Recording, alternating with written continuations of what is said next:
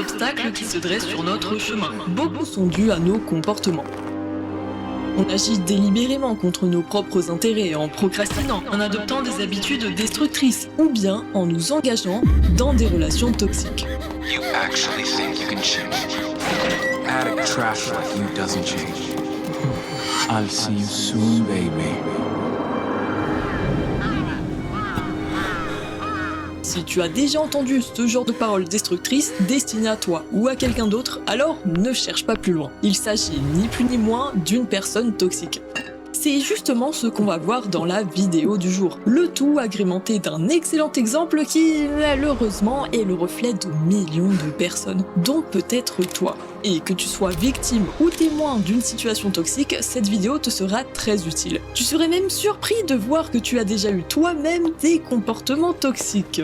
Alors, si tu n'es toujours pas abonné à la chaîne, qu'attends-tu pour le faire? Ici, on s'intéresse à des œuvres et des personnages qui résonnent avec notre propre regard sur le monde. Donc, tu as tout à y gagner.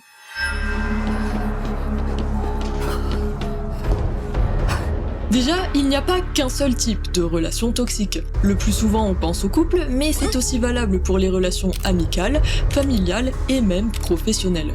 Elles ont toutes 4 points communs qui sont les traits toxiques les plus courants. Je te propose de les découvrir. J'ai nommé les 4 cavaliers de la toxicité. Le premier d'entre eux, c'est la critique. C'est le fait de dénigrer la personnalité ou le caractère de quelqu'un, ce qui revient à sous-entendre que quelque chose ne va pas chez cette personne. Contrairement à la critique constructive qui, elle, veut que la personne s'améliore, une critique tout court vise juste à détruire et rabaisser gratuitement. T'es conne ou tu fais exprès? Et fais pas genre, on l'a tous déjà fait une fois. Ça n'a rien de constructif et de manière répétée, ça devient extrêmement toxique jusqu'à se transformer en mépris. Et c'est notre deuxième cavalier.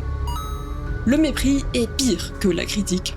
On ne se contente plus de simplement critiquer, on insulte, on regarde mal, on devient passif-agressif, voire même agressif tout court. T'es vraiment une chouin! Et là, ça devient vraiment problématique. Mais ce n'est rien comparé à l'attitude défensive qui est notre troisième cavalier. Être sur la défensive, c'est une manière de se protéger des attaques méprisantes. Et jusque-là, ça se comprend. Sauf qu'en réalité, c'est rarement efficace. C'est juste un moyen de rejeter la faute sur les autres, on évite les problèmes plutôt que de les affronter. Non mais t'as vu comment tu me parles? Ah! De toute façon, on peut jamais rien dire dans cette baraque. Je me barre! Éviter les problèmes, ça dévoile notre quatrième et dernier cavalier, celui qui est à l'origine de la majorité des séparations. Je parle évidemment de l'obstruction. L'obstruction, c'est ni plus ni moins le refus de communiquer. Tu entres en mode silencieux, tu évites la conversation en changeant de sujet ou en partant carrément de la pièce. Et même si le silence radio sert parfois à calmer le jeu, c'est rarement efficace. Cela renvoie surtout le message inverse, on donne l'impression de ne pas se soucier de la situation.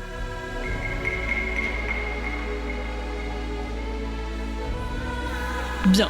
Comme tu peux le voir, une relation toxique n'est pas forcément violente. Il existe évidemment plein d'autres comportements qu'on n'a pas cités ici, comme la manipulation par exemple. Et c'est toujours plus simple de s'en sortir si toutes les personnes concernées sont motivées à s'améliorer. Si tu es le seul à vouloir changer, tu n'iras pas bien loin. Dans ces cas-là, le plus optimal est de sortir directement là où les personnes toxiques de ta vie. Sauf que ce n'est pas toujours aussi simple. Parfois, on sait qu'on est dans une mauvaise relation, on sait exactement ce qu'il faudrait faire et pourtant, on n'arrive pas à s'en extirper. Alors, pourquoi ? S'il nous est si difficile d'opérer de grands changements, ce n'est pas parce qu'on est des êtres faibles et incompétents, mais parce que nous ne sommes pas faits pour quitter notre zone de confort. C'est d'ailleurs ce que souligne Brianna Wiest dans son livre « La montagne, c'est toi ». Notre subconscient est le gardien de notre zone de confort. C'est en lui que résident nos croyances, nos comportements et nos habitudes. L'information à retenir ici, c'est que tout processus de changement ou de guérison nécessite une période d'adaptation, le temps que notre subconscient se fasse à la nouvelle norme que nous lui imposons. C'est pour ça que toute transformation, même bénéfique, nous est inconfortable tant qu'elle ne nous est pas familière, parce qu'elle se trouve en dehors de notre zone de confort. Par exemple, on sait que faire du sport, c'est excellent pour la santé. Pourtant, on a grave du mal à s'y mettre. C'est aussi la raison pour laquelle on s'enferme dans des schémas autodestructeurs. Ce qu'on connaît déjà est souvent agréable ou rassurant, certes, mais ça ne nous profite pas toujours. On doit donc faire preuve de discernement pour décider de la direction qu'on veut prendre et de la personne qu'on souhaite devenir, et donner le temps à notre corps et à notre subconscient de s'y habituer. Dans les relations toxiques, c'est pareil. Les victimes ont tendance à rejeter ceux qui leur tendent la main pour les aider, par peur de sortir de cette zone de confort, mais surtout par peur d'empirer encore plus la situation. I just wanted to help you. Well, you ain't! You actually want to help me? Get the fuck out of here! Right now!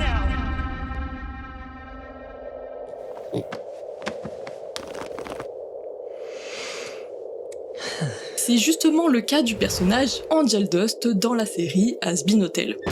Angel représente à merveille les victimes de relations toxiques. Dans son cas à lui, il s'agit d'une relation toxique amoureuse. N'oublions pas cependant que tout ceci peut également s'appliquer aux autres types de relations. Mais avant toute chose, découvrons son passé qui est une véritable tragédie.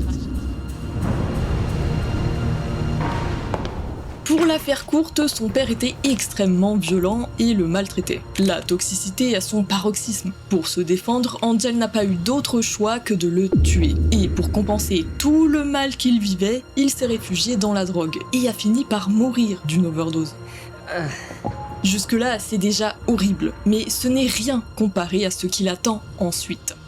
Une fois mort et arrivé en enfer donc, le schéma se répète. Il est toujours addict à la drogue et retombe tête la première entre les mains d'un manipulateur abusif. Un type encore pire que son père, j'ai nommé Valentino.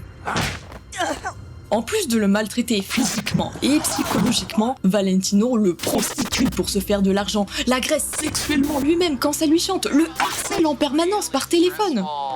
Bref, une horreur. You actually think you can change? Addict trash like you doesn't change. I'll see you soon, baby.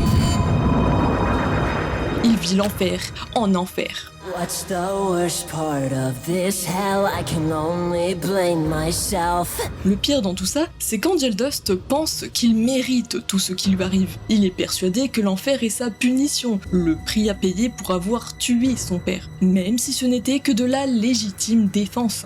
Tout cela soulève alors une question majeure. Pourquoi Angel Dust est-il retombé dans une relation toxique ? C'est une question très complexe qu'on est en droit de se poser, surtout lorsqu'on voit une victime se sortir d'une relation toxique et retomber aussitôt dans une autre, parfois même pire que la précédente. I don't ask for any of this shit! I didn't ask to be this way!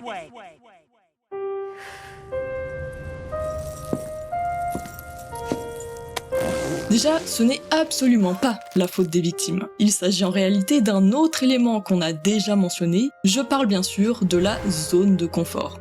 Angel Dust n'a connu que la violence et la misère de son vivant. Une fois mort, il a donc naturellement été attiré vers ce qu'il a toujours connu, la violence et la misère. Le pire, c'est que les personnes toxiques comme Valentino agissent exactement de la même manière. Ils sont naturellement attirés vers ce qu'ils connaissent déjà. Autrement dit, ils savent parfaitement repérer leur proie. Des personnes faibles, instables émotionnellement, donc facilement manipulables. Pour autant, est-ce que ça veut dire que les victimes sont vouées à ne jamais s'en sortir ? Évidemment que non, et Angel Dust en est le parfait exemple. Au début, il rejette Charlie quand elle lui tend la main. Au fil du temps, en voyant qu'elle et ses amis ne le considèrent pas comme un déchet, mais bel et bien comme une personne à part entière, quelque chose change en lui. I know you want to fix everything, but unless you can fix my boss, there's nothing you can do. Cela nous mène à l'une des clés principales de sa guérison, être entouré des bonnes personnes. Angel est bien entouré, il a le soutien de Charlie et de tous ses amis. Il finit même par ouvrir son cœur en parlant à Husk de sa situation. If I end up broken, I won't be his favorite toy anymore. And maybe he'll let me go. En parler, c'est l'étape la plus indispensable, celle qui lui permet de comprendre qu'il n'est pas seul, et à quel point ça fait du bien d'ailleurs. Ce n'est jamais facile de parler, car on a trop honte de ce qui nous arrive et on s'en veut de ne pas être capable d'y faire quoi que ce soit. Et ça, je ne peux que le comprendre. Quand j'étais au collège, on m'avait rapidement harcelé. Je me souviens encore de toute la force dont j'avais eu besoin pour enfin le dire. Et t'inquiète, ça s'est très bien fini pour moi. Justement parce que je l'ai dit. Tout ça pour dire que parler, c'est enfin accepter de se libérer. Donc, en se confiant à Husk, Angel comprend qu'il a le droit de s'en sortir. Et plus tard, il finit même par accepter de se faire accompagner. Can you ask her if she's still up for the therapy session today? I'm kinda getting into talking about feelings and junk.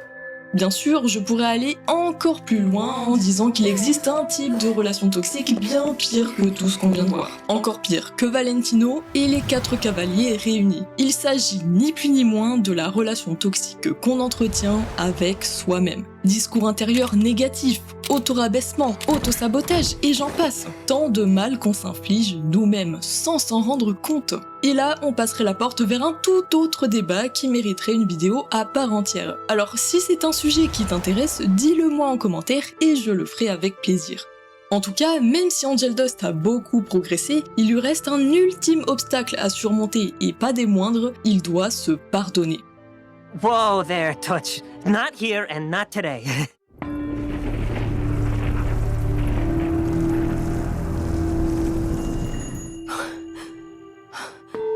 Après tout, ne l'oublions pas, ce n'est absolument pas de notre faute si on s'est un jour retrouvé dans une relation toxique. On a juste été faible un moment et quelqu'un en a profité. Le pardon est donc central. C'est la clé de voûte pour guérir de nos traumas. Et comme on l'a expliqué tout à l'heure, c'est tout à fait normal que ça prenne du temps.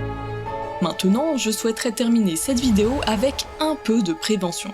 Si tu es toi-même victime d'une relation toxique, qu'elle soit d'ordre amical, amoureux, familial ou même professionnel, n'oublie jamais que tu n'es pas seul. Il y aura toujours des personnes prêtes à t'aider. Si besoin, il existe des numéros d'aide que tu peux appeler, en voici quelques-uns. Au bout du fil, tu auras des professionnels prêts à t'écouter sans aucun jugement.